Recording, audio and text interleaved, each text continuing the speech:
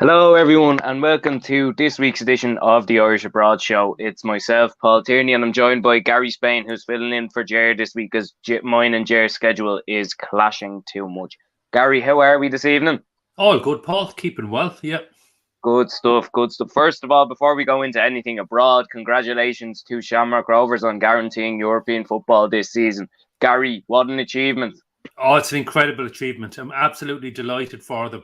And to go and actually win the match as well was really special. But what a performance. As I said, it was at the first leg in Tala. And they've been very, very impressive in Europe this season. And it's great to have group stage. Still a possibility of Europa League group stage, but absolutely 100% guaranteed at worst Europa League conference group stages, which is it's fantastic financially for the club, but it's brilliant for the fans. It's brilliant for the players. Play against top quality European opposition, and I'm really looking forward to it. Yeah, same as myself here. I always have memories of the PAOK game in Tallaght Stadium in 2011. So that's good memories. And a couple more to add here, whether it's in the Europa League or the Conference League. Ferencváros, obviously the opponents. What do you think of them? They were in the Champions League group stage last year, the year before. Yeah, look, this is going to be an incredibly tough tie for Rovers. I mean, Ferencváros will be their very strong side, huge club in Budapest. Um, they're going to be very, very difficult to beat. I think it would be an incredible achievement if Rovers were to win it, but it is a free hit. I mean, okay, it'd be nice to get the Europa League, but having the fallback of the Conference League it is great to have. It's probably a bridge too far. I'd love to be wrong on it, and I'd love to see Rovers beat them. But who knows? They can go into it. It's for the first time they really have nothing to lose in Europe because every tie before this has been so crucial. But now that they've got group stage guaranteed, maybe have a go at Ferencváros, and you never know. Yeah, exactly. We never know. And obviously, they did beat Ludogorets already. So Ferencváros, who were coming from Champions League, also similar sort of opponents. Well, maybe not as strong, but similar sort of opponents. Anyway, we'll crack on. Premier League was back on Saturday, and obviously, a lot to talk about there. We'll start off with goalkeepers and the difference in what happened for two of our international goalkeepers. First of all, Mark Travers kept a clean sheet and was very, very good in Bournemouth's 2-0 win over Aston Villa. An impressive win for the newly promoted side. And Gavin Bazunu played the full 90 minutes also, as unfortunately Southampton were beaten 4-1 by a strong Spurs side this year. I'm not going to lie. Even though they went 1-0 up through James Ward-Prowse's goal, Gavin did concede 4 goals. Obviously not all his fault, stuff to do with the defence as well. But Gary, a different start for both goalkeepers and an impressive one for Mark, but a tough one for Gavin. Yeah, it's a great one for Mark. It's great to get a clean sheet in his first game. I mean, it's an open secret. Bournemouth are trying to sign the Barcelona goalkeeper, is it Neto? So he will provide a lot of competition for Mark. But Mark was superb last season in the Championship, and it's great to see him come up to the Premier League and keep a clean sheet on the first day of the season. Different story for Gavin. Now, as you said, it was very much the defence left him down. I don't think he had a bad game at all. But he won't have to face sides as good as Tottenham every week, and particularly in flying form. It's amazing they got 4 goals, and Kane and Son were not among them. But as you said, it is a very impressive Tottenham side this season, and they have backed Antonio Conte, so it will be interesting. It's an impressive Arsenal side as well, I'm sure you know. So, well, look, I wasn't going to mention them, but now that you have, what a win, what a win. But anyway, go on, keep going about the other shower, I suppose. Yeah. So it will be an interesting battle in North London. But it was a tough one for Gavin. And but I'm sure he'll retain his place and hopefully have many better days ahead. Yeah, definitely, I'd agree. Also, Matt Doherty did get on in that game, but it looks like it's going to be a tough start from like it was last season as well. Hopefully he can work his way back in. Obviously, it was unfortunate he got that injury towards the end of last season. Couple of other things from Saturday. Nathan Collins played the full 90 minutes in Leeds 2-1 Wolves 2-1 defeat at Ellen Road. Gary, with Connor Cody going out on loan to Everton, I think Nathan Collins is going to be that starting centre half along with a couple of others as well. Yeah, well, actually, it's because Nathan Collins was the Yeah, starting centre half on Saturday and Conor Cody was on the bench that he is heading off to Everton. And it's some show of faith in. But I mean, look, we've been talking about Nathan Collins. He's impressed so much, not just in the green shirt, but for Burnley as well last season. So fantastic for him. I'm sure he's going to be a regular starter for Wolves, and it's great for us. yeah, it is. It's fantastic. Now, I am a bit shocked that Cody's gone out on loan. I'm not going to lie, especially being club captain as well and done so well for them over the years, even before they were in the Premier League. But it is, as you said, a big show of faith. Hopefully, Nathan can get it right. Obviously, there's other centre halves there as well. And look, fantastic for Nathan, and we shall see how that goes. Shane Duffy came on the 90th minute against for Fulham, his new club Fulham. It's only it's a loan move, is it? I think it is. I think it's a loan as well, yeah. Loan, yeah. So he came on in that game, 2-2 draw at Liverpool. A strong looking Fulham, but Gary, what do you think of that loan move for Shane? Do you think he get a bit of time there? Yeah, hopefully he will. I mean, it's he clearly had fallen down the pecking order of Brighton, so I mean, he is someone that hopefully we'll see get a lot of game time and play every week. So I know he was on the bench on Saturday, and probably Fulham playing so well, that was a very impressive point, and it was the least they deserved from that game. If anything, many people felt they deserved to win, and so it will be tough for him to break into that side, but hopefully he will, and we need him fit and firing, obviously in a green shirt. So hopefully he'll be starting soon. Yes, definitely. Hopefully so. Very impressive Fulham side. The pitch was a bit dry for Jurgen Klopp. He did say after the game, which I mean, on the 6th of August, I don't think you'd expect any less. Connor Coventry did come on for West Ham. That's the last bit of news from the Premier League. He came on in the last minute in West Ham's 2-0 defeat to Man City. In terms of Connor, Gary, do you think he might get time this year with the Conference League as well as the other cup games, because he was sent out on loan? I think it was to Peterborough first and then MK Dons last year. So do you think he will get time? Obviously, there's still a bit of time left before the transfer window and loan window closes. But do you think he's in David Moyes' plans? Yeah, it's a good sign that he came off the bench now, and hopefully he will get time. As you said, West Ham are going to have a lot of fixtures.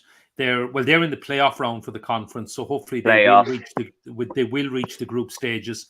But if they do, they will have a lot of games. Connor is someone that really impressed me. I think I first saw him in Toulon in 2019 when Stephen Kenny brought his side there. And many consider him the natural successor to Declan Rice if he does leave probably next summer now, which has been rumoured. I'm only going off the papers. I know he's got a long contract at West Ham, but I think the general expectation is that he'll be allowed leave in the summer of 2023. So Connor could be the ideal person from a West Ham perspective, to step into his place. He will be. He's totally committed to the green shirt.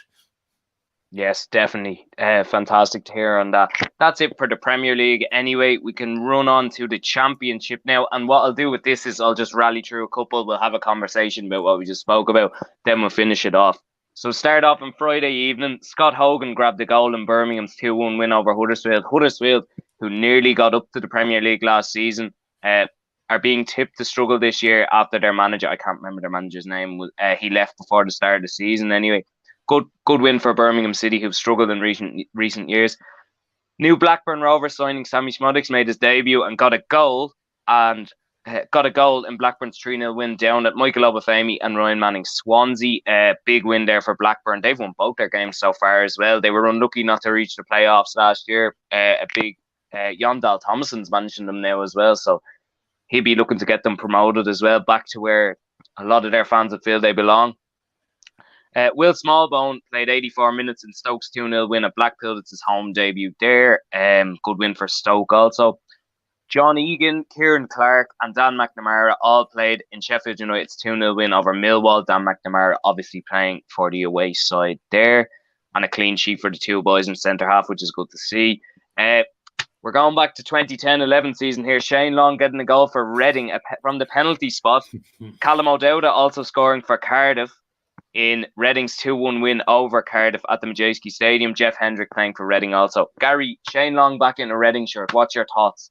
Yeah, Seems right. It does, and it's great to see him back scoring goals as well. And maybe he's not out of Stephen Kenny's plans yet if he can keep banging goals in the Championship. And another forgotten man is Callum O'Dowda, and great to see him back and on the score sheet. Yeah, I know definitely. He was in Stephen's early squads in 2020, but I don't think we've seen too much of him since then. And it's great for him. Delighted too, Scott Hogan got that goal for Birmingham. I was at Luton and Birmingham the previous week at Kenilworth Road, and it was a scoreless draw. It wasn't a great game, and it was a tough game for him. He was running the channels all day. He got one opportunity to run onto it, but unfortunately couldn't control the ball, and may have nicked the winner with that, but he couldn't do it. But so great to see him get a goal and a big win for Birmingham. As you say, Huddersfield rock bottom, no points, and that's a disappointing start for them. Blackburn are the opposite. They're the only team on 6 points from 2 games. So an incredible start for them, and particularly going down and beating Swansea, who many people tipped for the playoffs, if not automatic promotion. Of course, that's not good from our perspective with Ryan Manning and Michael Obafemi, but it's good for Sammy. And James McClean getting a goal and an assist from Will Keane as well for Wigan. That was a nice bonus for the Irish. Yes, definitely. I completely agree. We go to that game now anyway. Obviously, Andrew Omobamidele playing in that game as well. He seems to be first choice centre-half this season after his injury, which is good. James McClean and Will Keane keeping up their partnership from last season, as you mentioned already. We move on to QPR and Middlesbrough. Jimmy Dunn grabbed the goal in that game. And unfortunately, his centre-half counterpart, I'm not sure what I was going to say, his centre-half partner for Ireland, not for QPR or Middlesbrough, Darragh Lenihan, was sent off in that game. QPR were 3-0 up at half-time. Borough did get it back to 3-2, but Lenihan's red card killed any hopes of a comeback there. Mark Sykes recently signed for Bristol City, picked up a yellow card as Bristol City were beaten by Sunderland. Sunderland, a team who might be a dark horse for promotion this season. Usually happens that way when a team comes up from League One. You mentioned Luton already, a tough team that are going to be. They're going to be a tough team to beat this year. They proved that up at Turf Moor on Saturday. They were 1-0 up against Burnley. Burnley equalised. Josh Cullen and Derek Costello playing for the home side in that one. Preston, their second 0-0 draw in 2 games. Alan Brown, Troy Parrott and Robbie Brady all involved there against Hull City. And on Monday evening, in a game that featured potentially one of the goals of the season from Ismaila Sarr, Darragh O'Shea will be disappointed with that, even though it wasn't really his fault. There's nothing he could do about that. And Jason Malumbi played for the home side there. Gary, anything you'd like to add from the Championship there? Anything you want to comment on? Yeah, Jason Malumbi, I believe, was absolutely superb in that game as well. It was a brilliant goal by Sarr. I did see that, but Jason Malumbi's passing, etc., his energy around the pitch, which I suppose we know he has, was absolutely brilliant. And just to mention, Troy Parrott got a goal last night in the League Cup for Preston. So it's good to see him get off the mark, as you mentioned, after a couple of scoreless draws. And a big Irish contingent, as always, at QPR, and nice for Jimmy Dunn to nick a goal. I don't know, maybe Stephen sees him as more of an old-fashioned centre-half. But for me, a centre-half, and maybe I'm old-fashioned as well, is primarily a defender, and Jimmy's a good defender and stops goals going in. Yeah, definitely, completely agree. Unlucky not to get a cap there at the end of this, at the start of the summer, but he did pick up that injury. We can move on to League One now. What I was going to say is that I've done the League Cup. I managed to do it there before we started, so I was going to mention Parrott, but we'll just mention him again. So I don't have everything from it. I have who scored, but look, there's still plenty there anyway, and we can talk about them last night if you have anything to add as well. So League One, only a small amount this week actually. Darragh Burns did come on for MK Dons. Warren O'Hara and Conor Grant were involved as well, as they were beaten 1-0 at home by Sheffield Wednesday at Stadium MK. Marcus Harness, a player who's featured heavily on this show in the last season and the start of this one, grabbed a goal for Ipswich Town as they beat Forest Green Rovers 2-1 away from home. Clean sheet for Pierce Sweeney as Exeter City won 4-0 against fellow team who got promoted, Port Vale, 4-0. Some win for Exeter there. And Conor McCarthy helped Barnsley to a clean sheet. Luke O'Connell and William Hondermark also played in that game as well. They beat Cheltenham Town 1-0. So, Gary, do you have anything to add or comment on from League One there? No, I mean, just Exeter seem to be in really fine form. It's just not even from an Irish perspective, but they're in a bit of a footballing outpost down there in Devon, and it's nice to see them do well. And I hope they do well in League One. It was fantastic for them to get promotion last season. My girlfriend actually went to Exeter on I don't know what she went one summer. She was staying with a family and she loved it. And she always says to me, "Is there a team down in Exeter?" I was like, "Oh, Exeter City, they're in the football league. I'll go over again if you let me go and see St James's Park down there. Obviously, the namesake of not the real St James's Park, but the big one in Newcastle." Quickly corrected myself there. Yeah.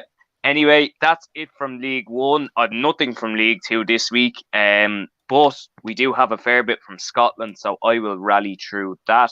Alan Power, back captain in Kilmarnock, his old side back there this season.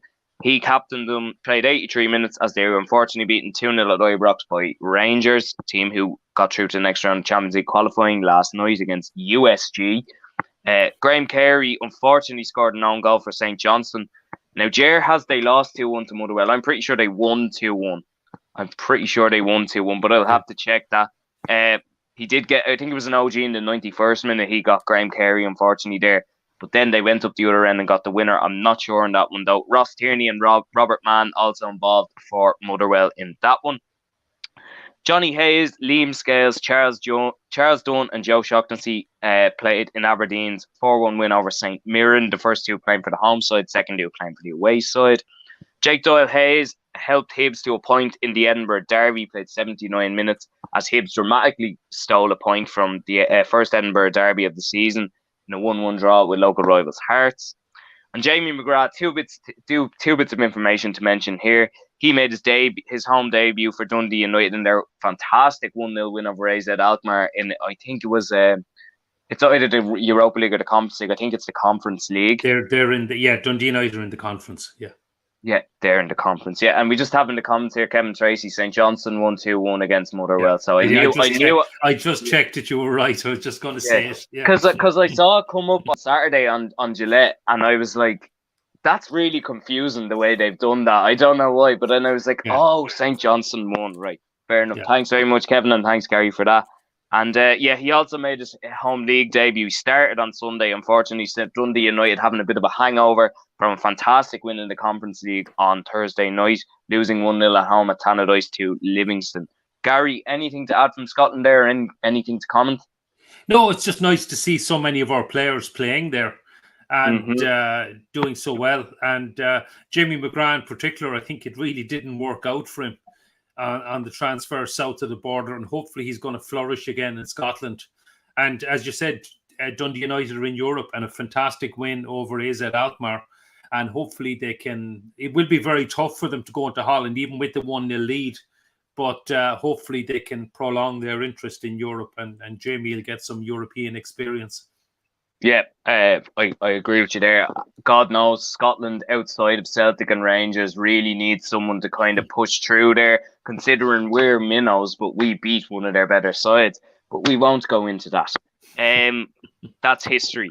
Right, we'll move on to Europe and America now. I just have these two put together. So we'll start off with Sweden, our usual Zach Elbazetti roundup. He got 11 minutes in AIK's 1-0 defeat to Kalmar, a league that is always extremely tight on points. They're only 4 points off the top and fourth spot, but I think there's about 7 teams within 6 points of each other in the Allsvenskan, I think they call it, which, I mean, I think AIK are still in Europe as well. I think they have a qualifier this week, a second leg. I'm not 100% on that. They are actually. They did a very, very disappointing draw against, I think it was Skendia. They think the North Macedonians. I think they're not Macedonian anyway, but a very, very disappointing draw. They would have been expected to win, particularly given their rivals. Djurgårdens are doing so well in Europe and really impressing. I thought AIK were actually top a couple of weeks ago as well, so it's probably a bit disappointing that they're falling off the pace a little bit. But as you say, it is so tight, and there's still plenty of time to go, and it's a 6 or 7 teams all in and around there, and hopefully Zach gets more game time as well.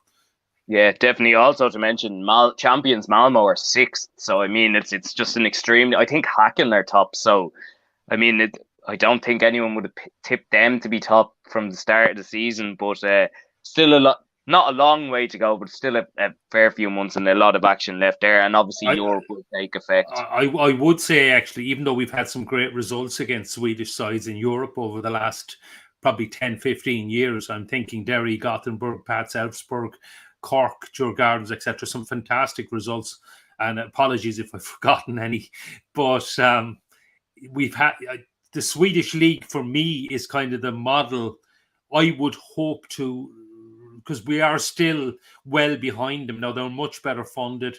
They've got proper TV contracts, and don't get me started on our TV coverage.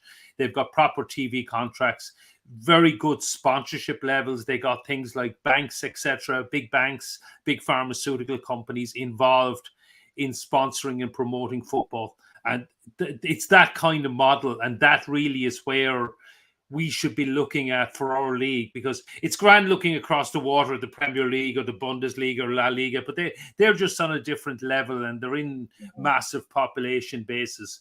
But I would think something like the Swedish league is something to aspire to, and unfortunately we're a long way off it. And as you mentioned, it's fantastic to see so many clubs so tight. They've really got a title race there. I was actually at one of their games in April. I went to Varbergs against Kalmar, which is kind of Kalmar doing pretty well, but Varbergs are newly promoted, so they're probably just trying to stay in the division. They're actually doing reasonably well. I still keep an odd eye out for their results, and a very enjoyable afternoon. And I wouldn't mind going back to some more of their games if Sweden wasn't so expensive. Yeah, you're dead right there. Hopefully they can get into Europe as well. As you mentioned, I think it's Discovery Plus is one of their TV rights, whatever. Because I follow that on Twitter because of AIK, and they're always showing highlights. I don't know whether it's like, do you know the way Amazon Prime has a couple of Premier League games? I think it's kind of like that, but it's only in Sweden. Yeah, and all the kickoffs as well are staggered. So I think they have virtually all the games I think are on TV. Yep. So they have games played over Saturday, Sunday, different times on both days, and then a Monday night as well.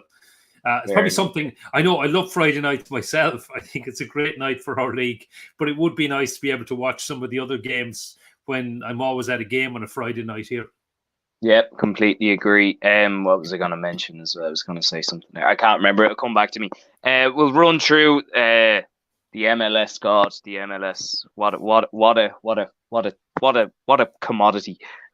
John Gallagher, who's doing very, very well, reverted from a striker to a left back this season for Austin FC, a team who are absolutely flying at the top of one of the conferences anyway. I can't remember which one they're in. They drew 3-3 with San Jose Earthquakes on Saturday. John, there was no contribution to goals, written, but he wasn't starting for them at all last year. He's got in and he's playing left back, so fair play to him. And also another well-known name, Derek Williams, played in LA Galaxy's 4-2 defeat Sporting Kansas City. Yellow card there. Gary, any comments on the MLS or John Gallagher's reversion from striker to left back? Well, left back has been a problem position for us, maybe. So maybe Stephen is going to keep an eye on it. To be honest, I don't watch much of the MLS. Derek Williams was always a player that impressed me. But perhaps it's a case of out of sight, out of mind now for Stephen Kenny. But maybe he will be keeping an eye on the MLS with two players doing so well there. Yep, definitely, completely agree. That's it from the MLS. I can't wait to get away from it as fast as possible, unfortunately. It's not that I don't like it, I just don't understand no relegation. It does not sit well with me at all. Anyway, League Cup action from last night. Obviously, there are more fixtures tonight, and there is one fixture tomorrow as well, so more Irish involvement there. Keep an eye on our socials for them. I'll go through what I have, and maybe if you heard something else, Gary, you might be able to comment on it. I'm pretty sure I heard Ed McGinty was in goal for Oxford United last night in their 2-2 draw with Swansea. I'm not sure, but they did win 5-3 on penalties. Now, I'm not 100% on that, but I will confirm. Well, I won't be able to confirm, but I'm pretty sure I heard it on Sky Sports News on Gillette when it was on. Conor Grant grabbed a goal for MK Dons in their 1-0 win over Sutton. Troy Parrott, as you mentioned, got his first goal for Preston in their 4-1 win over Huddersfield Town. Another bad defeat for Huddersfield Town. I know it's only the league. Well, we shouldn't say it's only the League Cup, but they probably aren't really focused on probably trying to stay up now already is what they're thinking about. Anthony Scully got a goal in Lincoln's 3-0 win away at Doncaster Rovers. Ronan Curtis grabbed a penalty in a great win for Portsmouth away at Cardiff City, 3-0 there. And Kieran Sadlier grabbed a goal as Bolton beat Salford City 5-1. Gary Neville, Salford City, because you haven't heard much about the class of 92 other than him working there. Gary, anything to comment or anything to add that you heard from last night? Yeah, first of all, Ed McGinty was definitely in goal. I just confirmed it there in my app. And great for him to get through. So hopefully he'll get a run and maybe break into the first team. He is a very talented goalkeeper. And he really impressed me with Sligo as with the under-21s. And great to see Troy Parrott get off the mark as well, and Preston to have such an impressive win, as you mentioned, after having a couple of scoreless draws. Great to see Tony Scully grab a goal as well. And look, the more involvement we can get, the better. And hopefully the clubs with our players that maybe are not regular starters in the league can hopefully get a bit of a cup run so they can at least get some first team football and get the chance to make an impression. Yeah, I'm not sure on the fixture dates of the cups this year, but they are going to be a bit more convoluted, obviously, with our World Cup, our Windsor World Cup, which you are heading to as well, by the way, Gary. I heard today that the first game has been moved to the Sunday rather than the Monday as well, so Qatar can have their moment in the sun, shall we say? Yeah, I think they were maybe feeling they were a bit overshadowed by games like England, Iran, and Wales, USA. So they've look, we don't know what was happening with the ticket sales or anything, but it does make sense to have it as a standalone day. And it's actually a game I'm probably going to go to now. I do need to get our fixtures to see where we're playing just before it. But hopefully I can make that game now, whereas I'd no intention of going to it had it been on the Monday. Yeah, fair enough. That's great. Anyway, Gary, I think we'll wrap it up there. We've been a good half an hour of information, good half an hour chat there. Thanks very much for joining me. Guys, thanks very much for watching. We'll be back next week with another edition. Jer will probably be back next week, depending on how sunny it is, I'd say. And Gary, thanks again for joining, and we'll see you again soon, guys. Okay. Cheers. Thanks, guys.